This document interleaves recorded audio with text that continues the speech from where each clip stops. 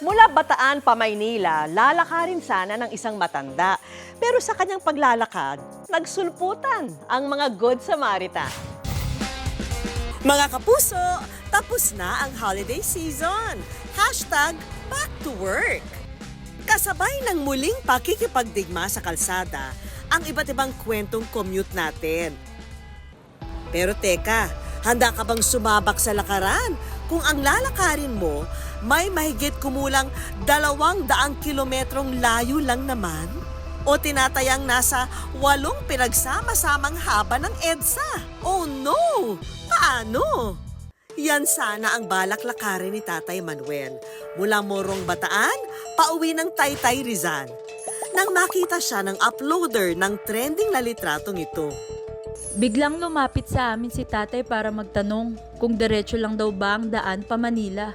Napasagot na lang kami ng, "Opo tay, diretso lang po." Then nagkatinginan kami ng BF ko kasi ang layo ng Manila dito sa Bataan. Si Tatay Manuel pala, dumayo ng Bataan para magtrabaho bilang construction worker. Ang problema, nagkaroon daw ng hindi pagkakaintindihan sa kanyang pinapasukan. Ano yun swimming pool eh. Nagkakabit ako ng mga groove. Nagsabi yata na parang narinig ko dun sa bayaw ko na hindi raw maganda pagkagawa yata. Kaya umayaw na ako. Sabi ko, bali uwi na lang ako.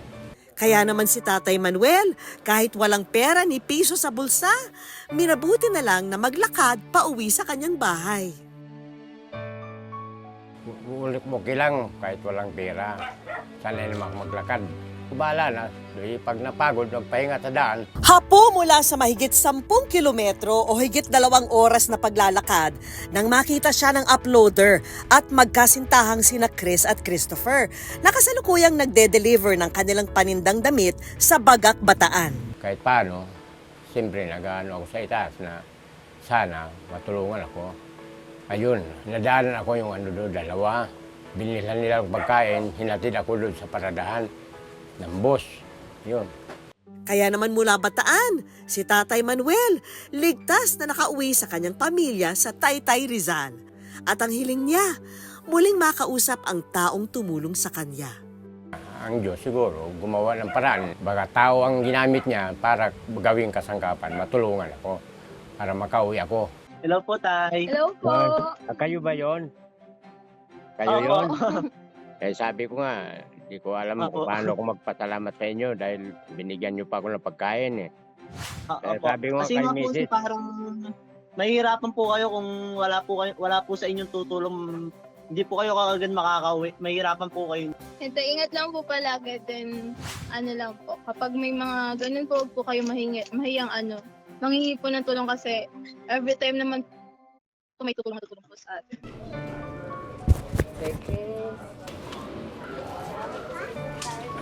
Naalala ko yung dalawang yun. Talaga namang walang pinipiling panahon ng pagtulong. Pero kayo mga kapuso, paano kung sa inyong biyahe pa uwi, inyo ring masalubong si tatay na mahigit ilang oras nang naglalakad? Tutulungan mo ba siyang makarating sa kanyang paroroonan? Yan ang gagawin nating eksperimento for today's video. Ang ating kasabwat, si Tatay Eric. Pwede magtanong. Saan ba yung papuntang Makati? Makati.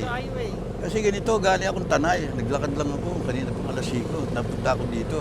Kasi dadalawin ko lang yung mga pamag-anak ko sa bangkal. Wala akong pamasahe. Nalaglag pa yung pamasahe ko kanina. Kaya ito, bit-bit ko na lang. Wala naman pwede ibenta dito. Ba't pa Makati kayo? Pupunta ako Makati sa may bangkal. May pira akong di naman akit eh. Pinapili lang. Oo. Gano'n. Kakahiya naman, pero maraming salamat sa'yo. Good news mga kapuso! Sabi ko nga kay tatay, hindi akin yung pera, pinabili lang sa akin. Pero babawasan ko na at naawa ako sa kanya eh. Wala na po kasi akong tatay. Kaya nung siya po lumapit sa akin, parang yung instinct nung pagmamahal sa ano ba yan? sa isang ama, parang nabuhay uli. Tayo na, luha. Salamat sa mabuti mong puso, kapuso! Sumunod naman kaming pumwesto sa isang terminal. May pasahero kayang tutulong kay tatay? Yeah, pwede magtanong, iha. Saan papunta Makati? Makati. Diyan? Kabila? Sakay ho kayo. Kasi pupunta ako sa bangkal. Ay, Problema, wala naman ako pamasahe. Lalakad lang ako. Malapit pa, madali lang lakarin ba yun? Kasabay ng pagturo nila ng daan kay tatay, si ate mukhang kumapa na agad ng pamasahe sa kanyang bulsa. Wala. Nawala kasi pera ko kaninang umaga eh. Naglalakad ako.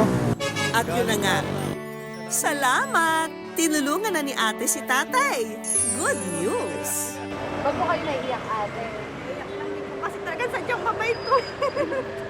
Ramdam ko din po pag nakukulangan din naman ho kami ng pera. At saka matanda na ho din kasi si tatay yung iniisip ko yung lolo ko ho. Yun. Salamat mga kapuso ha! Ang susunod naman naming target, isang pampaserong sasakyan. Isasakay kaya siya nito ng libre? Kayo ba nakapila dyan? Naglakad ako, nagmula dun sa Tanay kanina umaga hanggang ngayon. Ngayon pupunta po sana ako Antipolo. Pwede po ba sa Antipolo yan? Wala ho akong pera, pambayad. Kaya kung gusto nyo, baka pwede ho itong saging. Pwede ko ibayad na lang sa inyo para makabayad naman ako sa Malayo inyo. pa ho ang Antipolo kasi ang singilan namin sa Antipolo 150. 150 ho? Mukhang hindi pa umeepek ang acting ni Tatay Eric ha. Kasi napakalayo pag nilakad ko. Pwede kayong makakapag-antay kayo hanggang alas 4 kasi mamaya Maglalakad pa ako. Mag-aantay ako hanggang alas 4. Oo. Alas 4, sa alas 5. Maraming salamat sa inyo. Aba, yun naman pala. Kahit walang ibinigay na pera, willing pa rin na ihatid si tatay. Good news pa rin yan. Mission accomplished. kasi sabi nga niya malayo nang nilakad niya, nasa sumasakit na paa niya. Mga senior na talaga tayo, hindi tayo salamat. magkakaintindihan. Salamat ha. May mga factors na which can affect kung paano na-develop ang isang trait. Maaaring nakita nila itong trait na ito, yung pagkamaunawain, maawain, giving, compassionate. Maaari also na through experience. So baka na-feel na nila before kung paano yung in a position na walang-wala ka at merong ibang tumulong sa'yo. Katulad ng kwento ni Tatay Manuel, anumang hirap ang pagdaanan, imposible man kung ito'y titingnan, huwag mo itong susukuan. Malay mo, sa iyong paglalakbay, may good news pala na sa'yo'y naghihintay.